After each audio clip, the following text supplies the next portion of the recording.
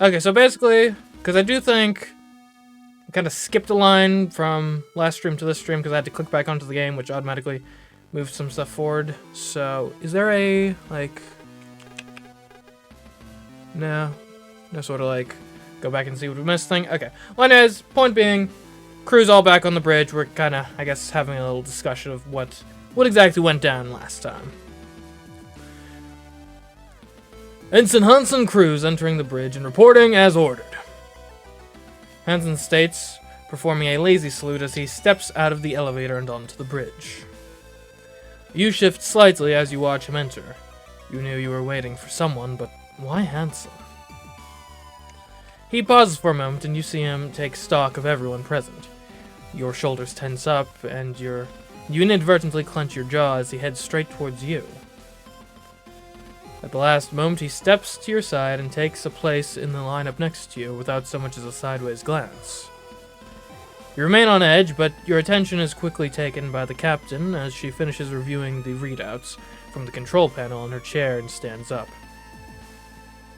Right, yeah, Captain Bartimeus, her leadership left a lot to be desired in the, incident. At ease. The four of you relax slightly, although with the exception of Hansen, you all maintain a formal stance. Now that we're all assembled, we can begin. First of all, well done to all of you for your actions whilst I was... indisposed. Yeah. Indisposed with drink, that is! Seriously. And, like, I'm not saying as the captain you need to become, like, some sort of Puritan, abolitionist or something. Wait, that was the slavery. Was it also abolitionist for alcohol? Prohibitionist. But, like, this was a big day for the mission. We were supposed to be making contact with the ship that we were rendezvousing with. Like, the captain should be at full capacity and able-bodied during such a time. Like, come on! Anyways. For a brief moment, the captain's eyes meet yours, and you do your best not to react. Aside from the doctor, you were confident that you were the only person on board who knew the nature of the captain's indisposition.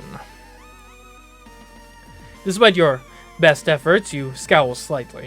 You hadn't had much time to think about anything beyond the situation at hand, but the information in the report you'd read had begun to creep into your thoughts.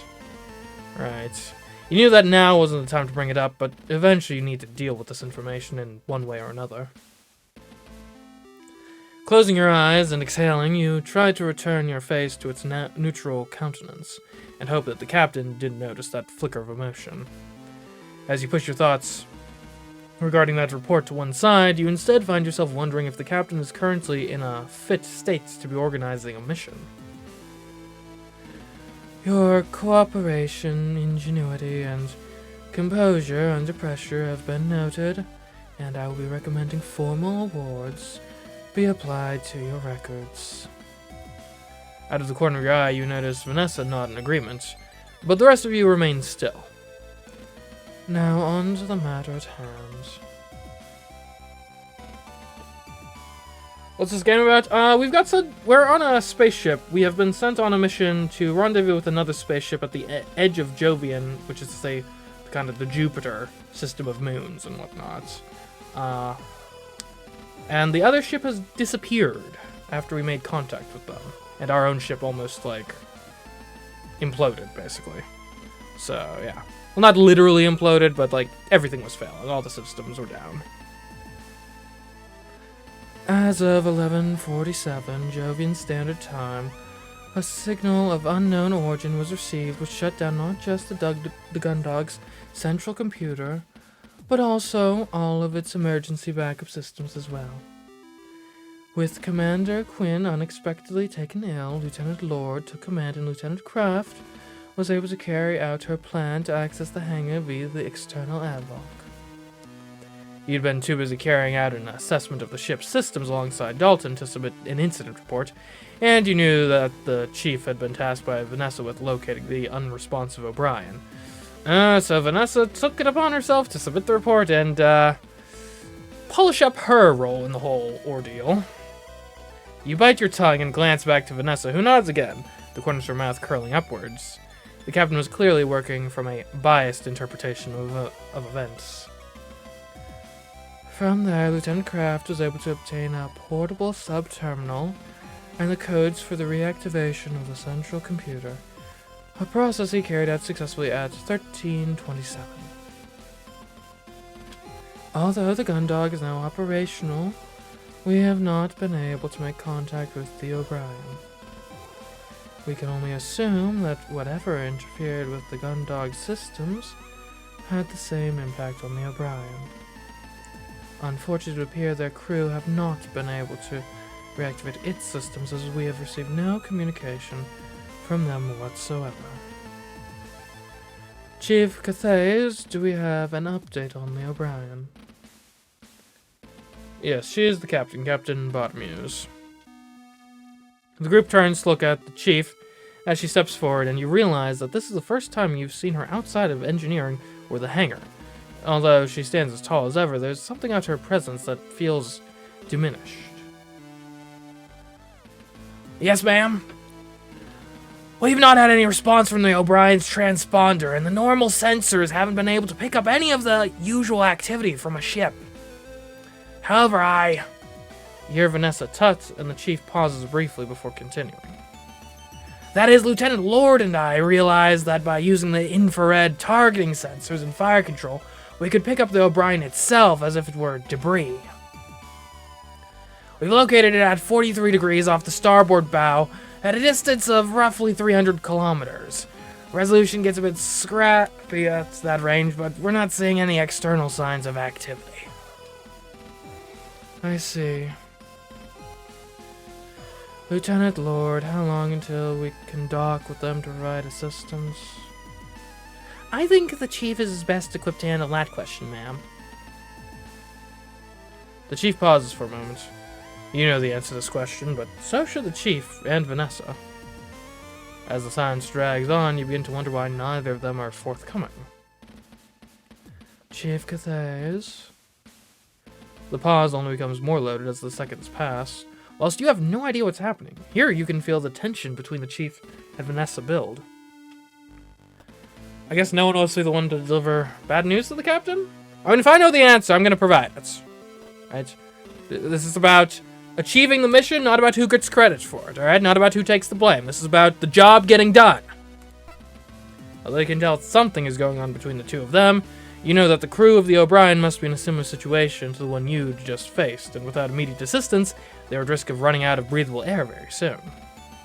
You'd put up with enough from Vanessa for today, and weren't about to let her petty power plays get in the way of helping your comrades. We can't. It's the engines, ma'am. They're still offline. What's that, Lieutenant?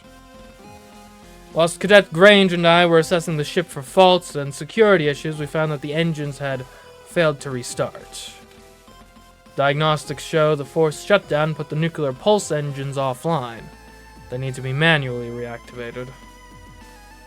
The captain lets out an exasperated sigh as she hears this information, making no effort to conceal her frustration. And how long until they can be back online? Now, this question I think is probably a bit out of my wheelhouse. You're prepared to answer with what Dalton had told you, but you're cut off by the chief. We're looking at 6 hours, ma'am. We've been preoccupied with finding the O'Brien. So I haven't had the opportunity to begin the startup process to get them running again. The captain follows this information with another sigh. You'd always thought of her as distant or disinterested, but considering her current state, you had to wonder how much of that was her simply working her way through a hangover. I see. The captain stands silent for a moment, keeping her eyes closed and pinching the bridge of her nose with her thumb and forefinger. Suddenly her eyes open and she stands completely upright, assuming a posture you're surprised to see from her that manages to communicate an air of not just authority but capability.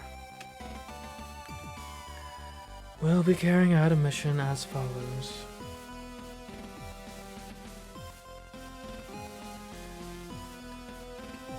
The four of you snap back to attention. Even Hansen seems to take this announcement seriously.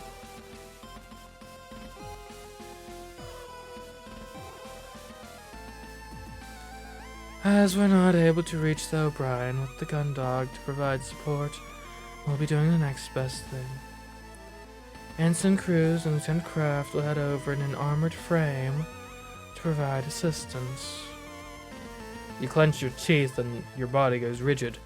Not only would this be your second trip into space in the span of a few hours, but you'd be doing it with Hansen for company. Your eyes dart across to Hansen, whose attention remains on the captain. You can't be sure, but you swear you see a flicker of a smile on his face. We'll be working on the assumption that the same issues affecting the Gun-Dog are affecting the O'Briens, so... Lieutenant Kraft will take a portable sub-terminal, locate the captain or second command, and then utilize their access codes to assist their chief in engineering in reactivating the ship. If there are complications, or we're too late, then our second priority will be to obtain the O'Brien's black box. At the very least, we can hopefully gather some information on what's out there that could immediately disable 2 Swift-class ships. Lieutenant Kraft, Ensign Cruz, do you both understand? The pair of you salute and in unison respond. Yes, Captain. Yes, Captain. Chief Cathay is going to provide a fully charged portable sub-terminal and guidance on removing a Swift-class's black box. After that, prepare Gun-Dog 1 for launch, and then I want those engines back online. Understood? Yes, Captain. Lieutenant Lord, you'll be overseeing this mission. Understood? Yes, Captain. Very good. It's 16:03. The mission commences at 16:30. Dismissed. With this final instruction out of the way, you all salute the captain and then turn to leave. The chief is the first of you to reach the elevators, and she steps into one without waiting for anyone else, pressing the button for her destination and disappearing behind its 2 doors as they hiss shut. Without paying you any attention, Vanessa and Hansen both step onto the remaining elevator, with Vanessa hitting a button as soon as the pair have boarded. As the doors close, you see her turn to Hansen, cross her arms, and begin to speak, but her words are cut off before you can hear them. You remain on the silent bridge with the captain, who you hear return to her chair. Whilst you wait for an elevator to return, you go over what you might need to do in your head. It'll be the chief's responsibility to get you a charged portable sub-terminal, and Hansen and Dalton will be responsible for pre-flight checks. Aside from getting a spacesuit from the hangar, you realize you don't really have anything you need to do before the mission starts. With less than half an hour to go before you'll be taking off, you don't have much time to do anything either, though. You might have the opportunity to visit a few other crew members to check in on them, you think, but it might be a push to visit everyone. Eventually, the elevator, the chief left and returns, and the door hisses open. Okay. Alright. So, we're on a time limit here. We're not going to be able to talk to everyone. I think first priority is I need to check on the health of my girlfriend. So yeah, let's go. As the elevator doors open, you're immediately confronted by Vanessa standing in front of you, her arms crossed and her foot tapping impatiently. Well, it took you long enough, Lieutenant Kraft. Came here literally as soon as I could. You sidestep her and make your way into the central hub. As you do, she turns to follow you. My apologies, Lieutenant. I didn't realize I was needed so urgently. Well, I wouldn't go that far, Kraft. Your frustration with Vanessa has cooled over the past few hours as you'd spent time with Dalton and had been carrying out duties that kept you well away from her. But back in her presence, you remembered how tense things had got between you on the bridge and over the radio. Lieutenant Lord, I've got a mission to be preparing for. Is there anything I can help you with right now, or can I get going? Nothing much, Lieutenant. I just wanted to say that you did a good job in getting the Gun-Dog operational again. Something out of Vanessa's manner makes you instantly uneasy. Considering how she'd behaved recently, praise was the last thing you'd expected. Okay, thanks, or is that right? I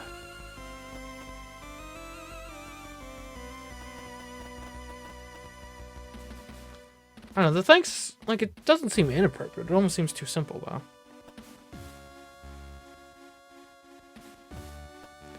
it's generally good conversational practice to, like, you don't want your responses in a conversation to be just dead ends, right? You want something to that then the other person can build off of. So we'll go with it. Is that right? That's funny. The captain seems under the impression that you had a lot more to do with it than I did. Well, as the only active member of operations, I did have a significant part to play as the officer in charge of things. But don't let it get you down. I wanted to congratulate you. As a member of the crew who went above and beyond the commendation you've received is at least... Okay. As a crew who went above and beyond, the commendation you've received is the least you deserve. What's this about, Lieutenant?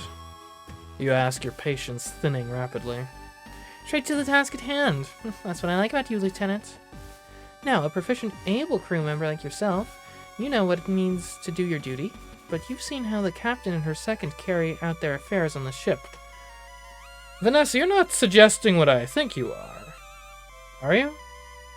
I mean, don't get me wrong, the two of us are very competent and, like, you know, we arguably more competent than the current leadership in this vessel, but you're not suggesting a coup, are you? You're not suggesting a mutiny. What are you getting at? Oh no, Lieutenant, is whether you think that crew members like yourself, Chief Engineer Cathays, Cadet Grange, and the rest deserve a competent commander.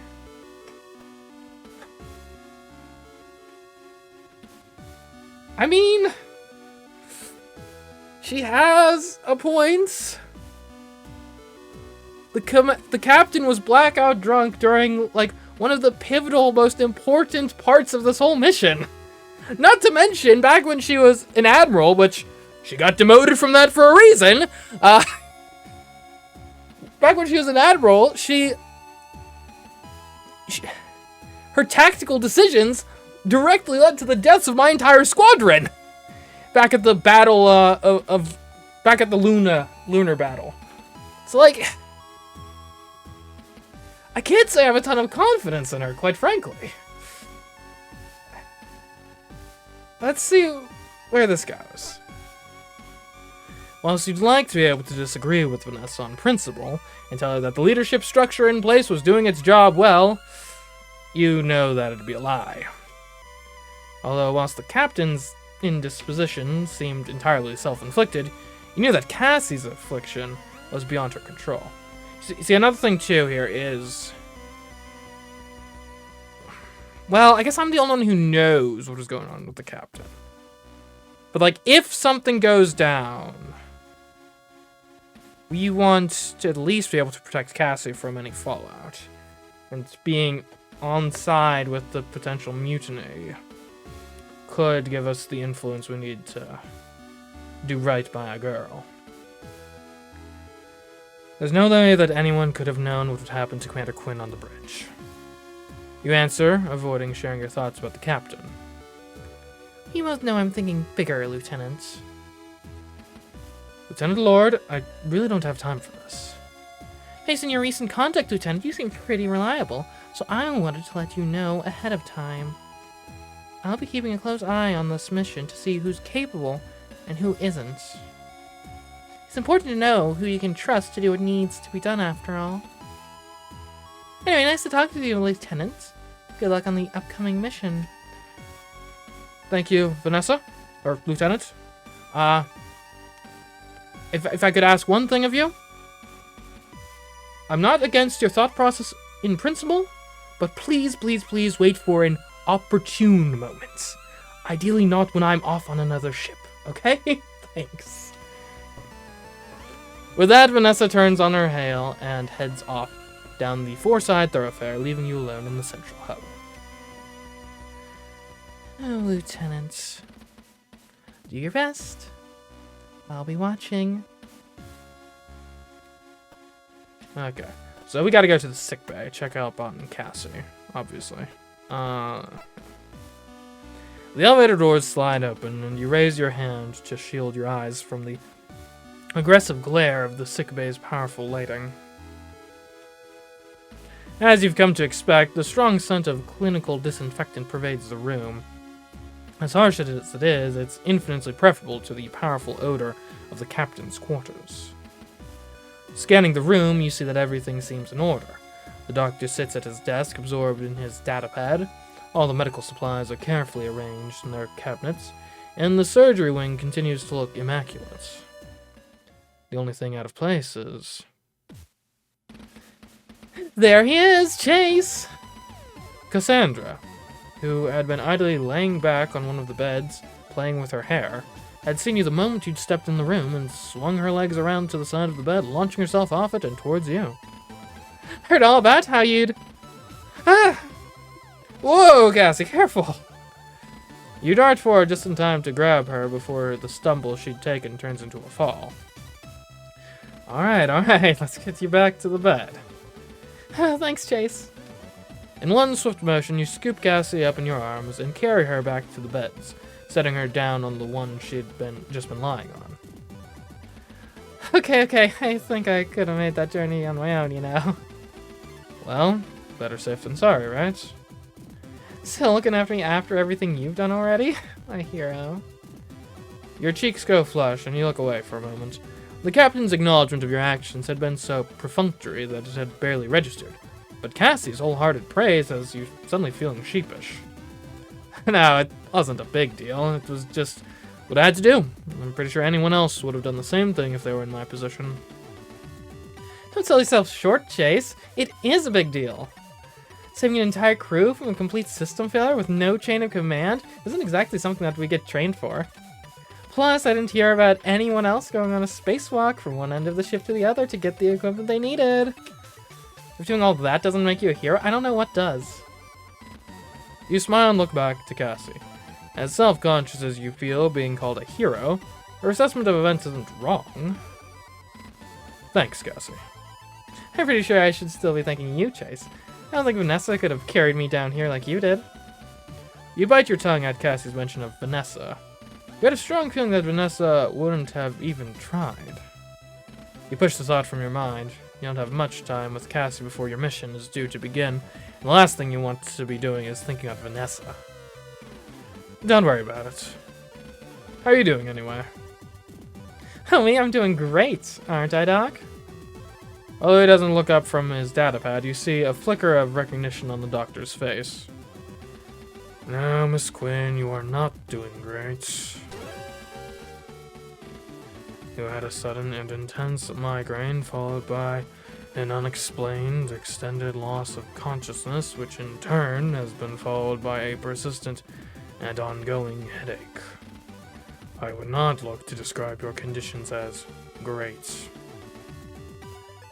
Cassie, why didn't you tell me you were still feeling bad? Oh, come on. What are you, my doctor? No, Miss Quinn, he is not your doctor. It's an expression, Doc. So I've got a bit of a headache right now. I bet it's nothing. It's probably because I pulled a double shift to cover the captain without eating anything but a bag of chips and 3 chocolate bars. Yep, that'll do it. Cassie! Miss Quinn, you'd advise me that you'd be sticking rigorously to the Nutri-Shake schedule I'd laid out for... Okay, everyone, jeez! I know, but here I am, hydrated and full of electrolytes on doctor's orders. I'm going to be fine. So anyway, how are you doing, Chase? Are you able to finish your shift now that the Gun-Dog's back up and running and you've made sure everything's okay? Well, actually, we've not been able to make contact with the O'Brien, so I've been ordered to head over there in an armored frame.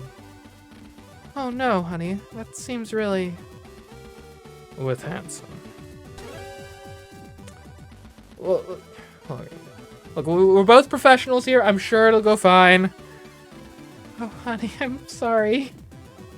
How are you feeling about it?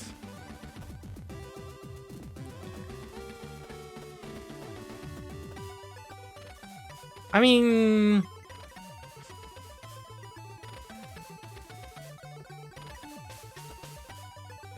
We can have a little vulnerability with the old girlfriend. Why not? Why not?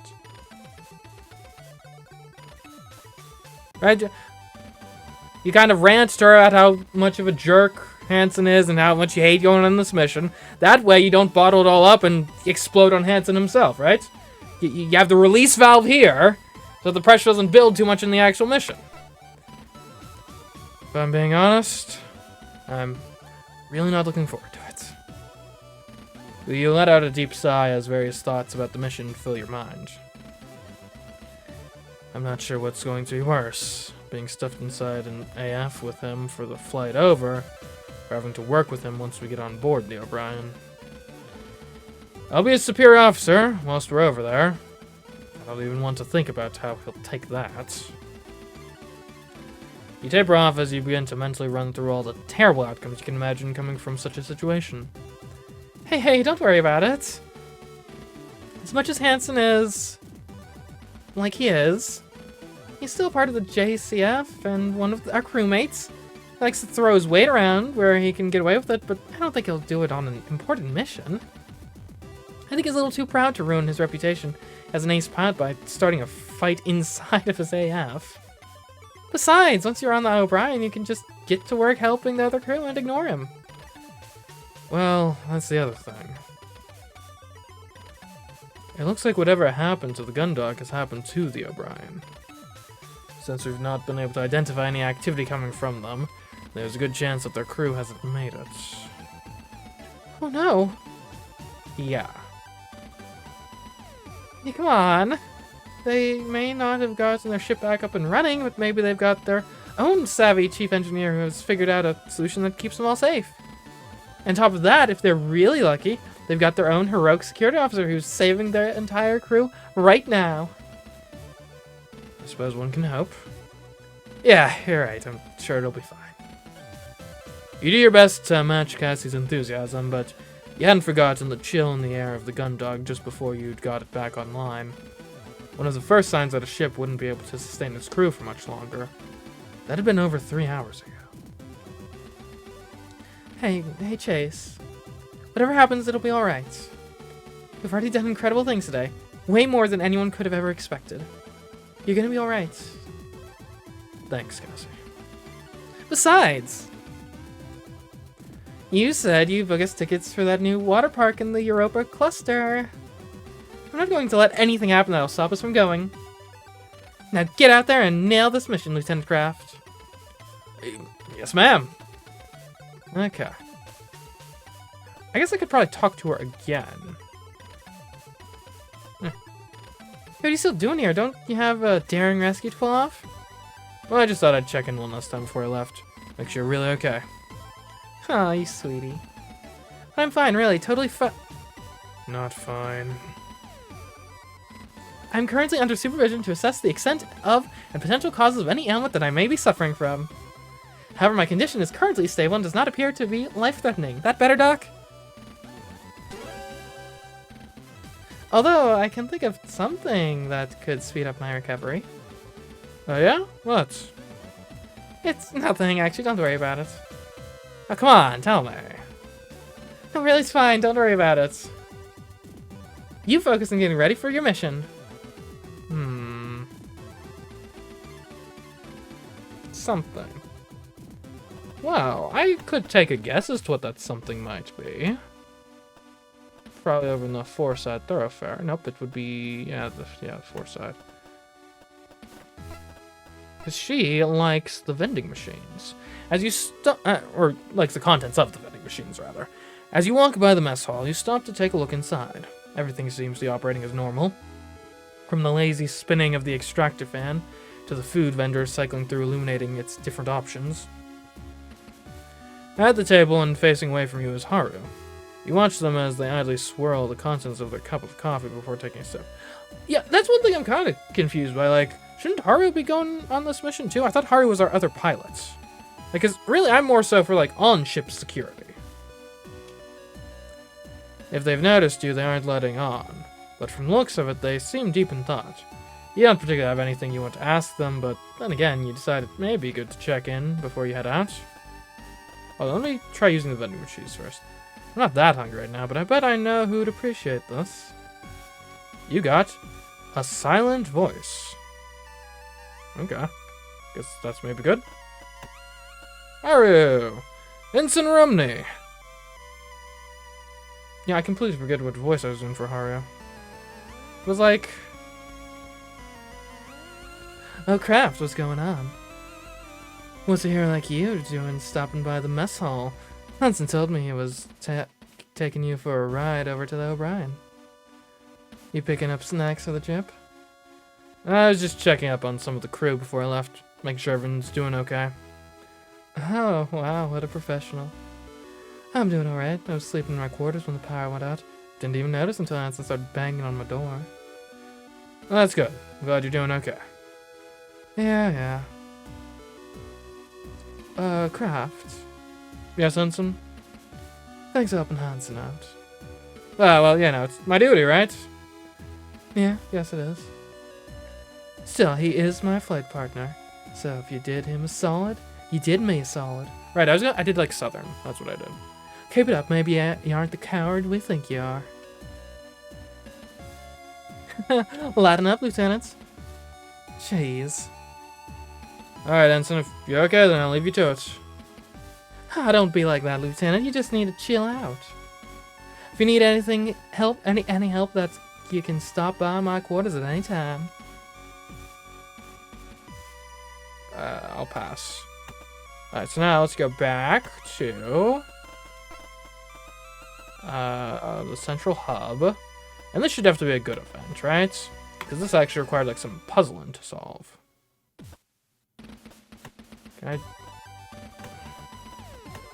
We're gonna talk to you soon.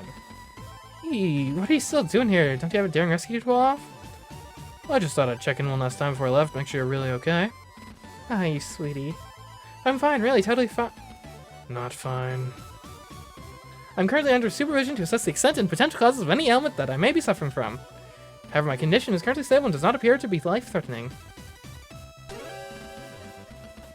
Although I can think of something that could suit my recovery. Is it perhaps a silent voice? Oh, you mean something like this? That's exactly what I was thinking of. Look at that. Since I'm so good at treatment, maybe I should consider a move to the medical corps. Now that I think about it, it might suit you. You always really liked that nurse uniform. We don't need to talk about that in mixed company.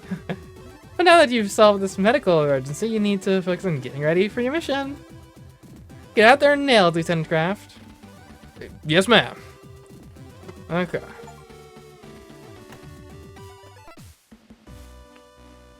Alright, I suppose next thing to do... I'm thinking you either want to talk to Hansen, because just kind of get on the same page before you go out on the mission, or you try talking to the chief. Because the chief might have the... I think you talk to the chief next, because the chief might have the expertise you require. Actually, hold on a moment. Maybe we should pick up some weaponry before we head over, right? Like, there's probably not going to be hostiles on the ship, but if there are... I was taking my standard issue sidearm with me to the O'Brien, so I don't need anything else from here. Okay, if you say so. As you make your way into the engineering section, you relish the various sounds coming from the now functioning machinery. The thrum of moving parts, the buzz of electrical systems, the repetitive pulses of various cooling systems. With your newfound appreciation for the activity taking place all around, you wonder if this is how the chief feels. On that subject, "Hey Chief, are you around?" You call out, doing your best to shout over the noise. "Chief?" You wait a moment, but get no response. Looking around, you can't see her anywhere. Must be in the engine room. Okay. Check the engines. Moving from the engineering section to one of the engine rooms, the first thing that strikes you is that the huge turbine-like machinery that fills the majority of the area is now still. You'd got so used to the constant motion and regular thrum that after your first few security reviews, you'd stop noticing it. But now that it was absent, the stillness of such a huge space made you uneasy. The only saving grace was that with the cavernous structure of the engine room no longer filled with the sound of the engines, you could hear the chief's analytical monologue echoing across the expanse. You wouldn't have to do much more than follow it to its source to find her. Alright, well, let's talk to the chief. So that's detectors 1 through 7 calibrated against the background gamma and signaling baseline. Now if I can. Hey chief, how's it, And no blockages in the coolant flow. No warping in the exterior heat sinks either. Chief! Huh? Oh, it's you, Lieutenant Craft. Don't you have a mission to be getting ready for? Well, yes, but I thought I'd check in on how you were doing before I had to leave. Oh, well, everything's as fine as it can be down here. Lost of power didn't do any damages as all the fail-safes for a hard shutdown kicked in, so because of... not the ship, Chief. I want to check in on you. Eh? I'm fine, Lieutenant. I just need to get these engines back online. I wouldn't have had them online already if Lieutenant Lord didn't have me waste all that time finding the O'Brien.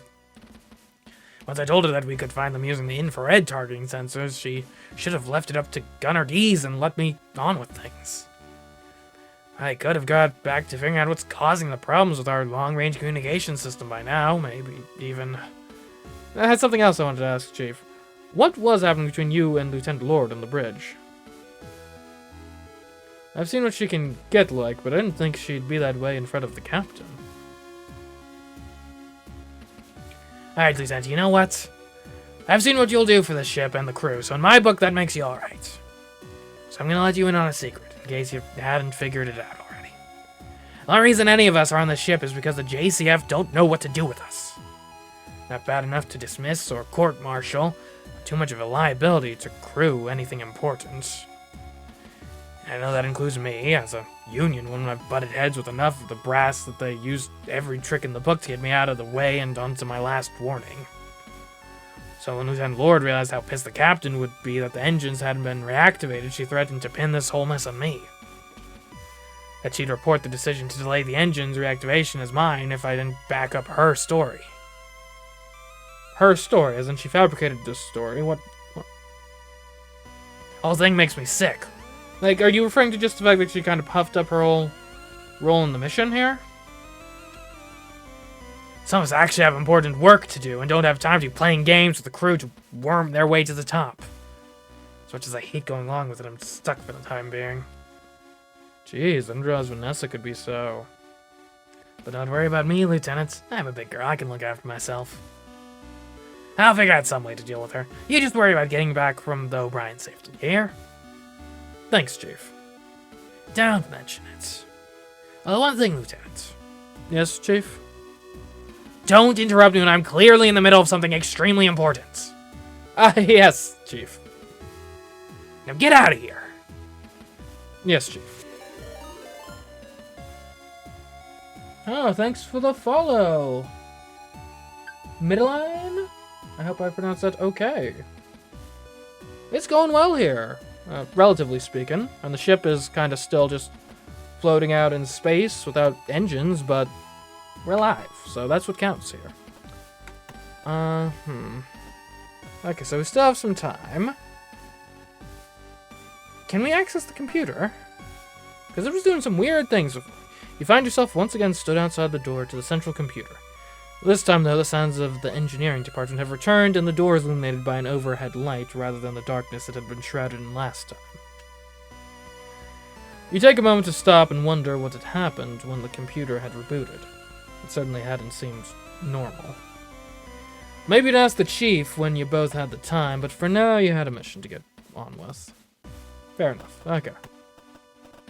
In that case, I guess we should talk to our partner for the mission. That or talk to the captain some more. I don't know. The captain doesn't seem very reliable, though. Let's get to the hangar. As the ship's gravity disappears, you slowly float down the final few steps leading into the hangar. Once your almost weightless feet connect with the steel flooring of the catwalk, you kick off it and towards the guardrail, grabbing it before you float past and bring yourself to a stop. Ahead of you are the typical sights of the hangar, but for the first time since you'd boarded the Gun-Dog, its expanse is filled with noise and motion rather than the usual near silence and stillness.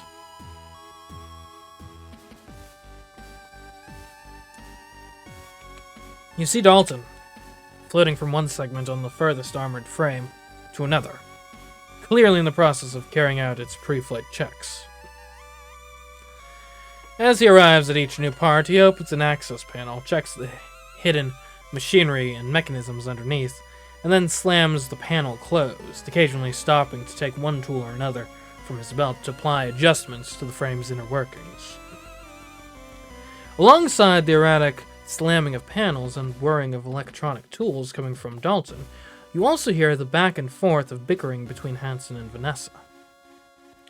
You watch as Hansen, donning his flight suit, snaps at the lieutenant, and then kicks off into the empty space of the hangar, swiftly followed by Vanessa, who does not let up on whatever it is she's trying to discuss.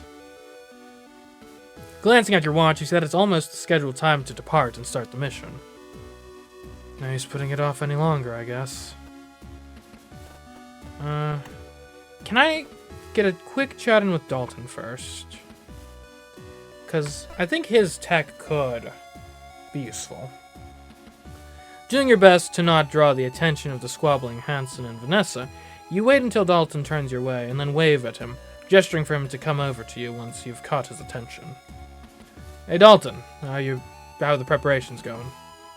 Oh, Lieutenant, preparations are at ease, cadets. Yes, sir. Sorry, sir. Don't worry about it. Everything alright, though? Oh, yeah, everything's fine, thanks. It's just, well, this is the first time I've actually had to prepare an armored frame for a real mission. Every other time has been for a drill or a test or something. I really don't want to screw it up, man. Hey, take it easy, cadets. I'm sure you've done a good job. But what if I've done something wrong? Then you and Ensign Cruz would... Slow down a second, Dalton. Sorry, sir. No problem, cadet. Just take it easy. But tell me, have you ever screwed up any of your armored frame drills before? Well, no. Or any tests? No, I guess not. So why would you think you'd done something wrong this time? I mean... I'm sorry, I guess I was just getting a bit nervous. It's alright, cadet. We all get a bit nervous the first time we have to do something for real. But I've seen how hard you work and what the chief puts you through, so I'm sure you've got it all done up to her standards. Thanks, sir. Although she always makes me double-check the actuators. What have I forgotten the actuators? Well, you could double-check them now, I guess.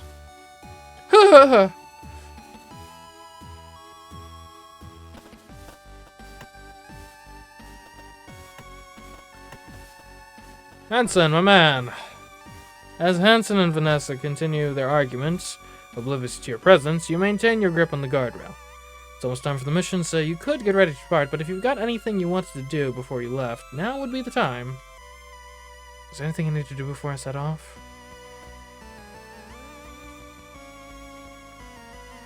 I don't think so. Let's not delay. Every second we delay is time that the other crew, if they're still alive, it could matter. Although the prospect of the upcoming mission makes your stomach drop, you take a deep breath in, hold it briefly, and exhale slowly, calming yourself. Gathering up your resolve, you kick over to the storage lockers near the hangar entrance and remove a flight suit from one, pulling it on over your normal uniform. It had taken you much longer to get the suit on earlier, but thanks to that unwelcome refresher, you now slide it on relatively effortlessly.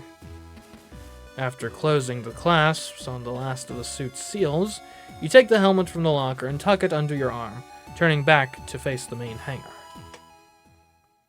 Hansen and Vanessa's bickering doesn't seem like it will end anytime soon, so with a weary exhalation, you float forward, vault over the guardrail, and kick off it, sending yourself towards Hansen's armored frame. Lieutenant Craft, reporting for duty. You announce loudly as you grab onto the shoulder of the armored frame. Stopping in the middle of what she was saying to Hansen, Vanessa turns to face you. She then pushes off the hangar ceiling and heads towards you, not wanting to arrive to begin her lecture. Or not waiting to arrive to begin her lecture. It's about time you arrived, Lieutenant. You're due to depart in a few minutes. And I'm here, ready to depart. What exactly do you think you're doing, turning up this close to the mission start time? I'll remind you that I'm responsible for overseeing this assignment, so I won't have your lack of timekeeping impact the outcome. Now Before she can get much further into her tirade, Vanessa's cut off by Hansen, who floats in between the two of you, and into the open cockpit of the Juno.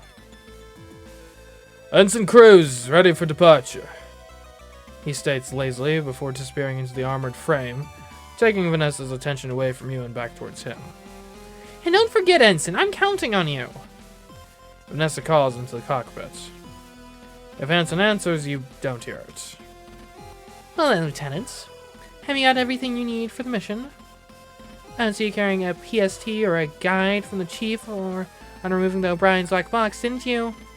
Hey, Lieutenants! The Chief's loud call comes from the hangar entrance, and you see her heading towards you with a large off-white object under her one arm and a manila folder in her hand. As she's halfway across, she launches the object at you. Although you manage to grab it with your free hands, its momentum pushes you back into the armored frame, and you hit it with more force than you'd expected. It takes a second to recover, but once you do, you realize that the Chief's just pitched a briefcase-sized portable computer at you, the PST. You got a portable subterminal. By the time you're able to find its handle and get a grip on it, the Chief arrives at the Juno and holds onto the machine. I had to grab the one you'd left in engineering. I've charged it up, but these devices get pretty thirsty, so it took a while. Ahem. And there's instructions for removing the black box. The O'Brien's are swift like the Gun-Dog, so there shouldn't be any difference in procedure as long as you follow this to the letter. Ahem! Ignoring Vanessa, the Chief proffers a manila folder containing a few sheets of paper. Regarding your hold, or rearranging your hold on your helmet, the PST, and your grip on the armored frame, you just had managed to take the folder from her. Alright, the black box guide. Him! You glance back to Vanessa, who hovers behind you, an increasingly deep scowl forming on her face. Before you have the opportunity to acknowledge the lieutenants, the Chief lays a hand heavily on your shoulder, returning your attention to her and almost making you drop the folder. Don't forget, Lieutenant, the PST needs access verification to open doors, so your ID won't work on the O'Brien because you're not been assigned to it. You'll need to use the ID of one of the O'Brien's crew to get anything working. Alright, thanks for the heads up, Chief. If that's the case, would you mind hanging on to these until I get back? Sure thing, Lieutenant. Anyway, I've got engines to be reactivated. I've got engines to be reactivating. Well, I've already queued up the startup reaction, so now all I... Chief Engineer Cathays!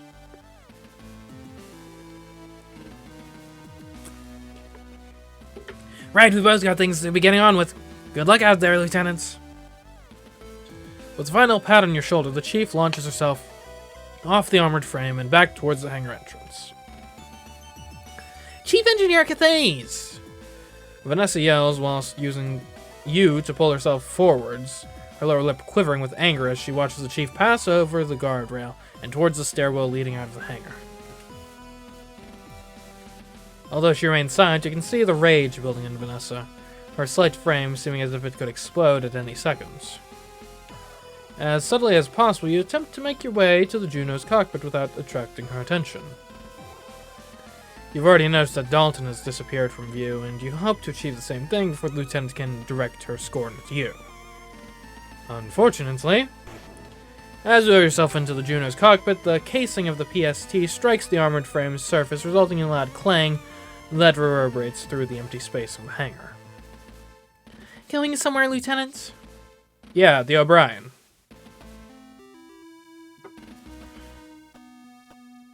I will back away slowly. As Vanessa glares at you, waiting for your response, you meet her gaze and keep your eyes firmly locked on hers. Instead of answering, you slowly and silently continue your way to the cockpit entrance. Once there, you turn and duck inside, quickly pulling the lever that closes the hatch behind you. Don't you dare ignore me, Lou!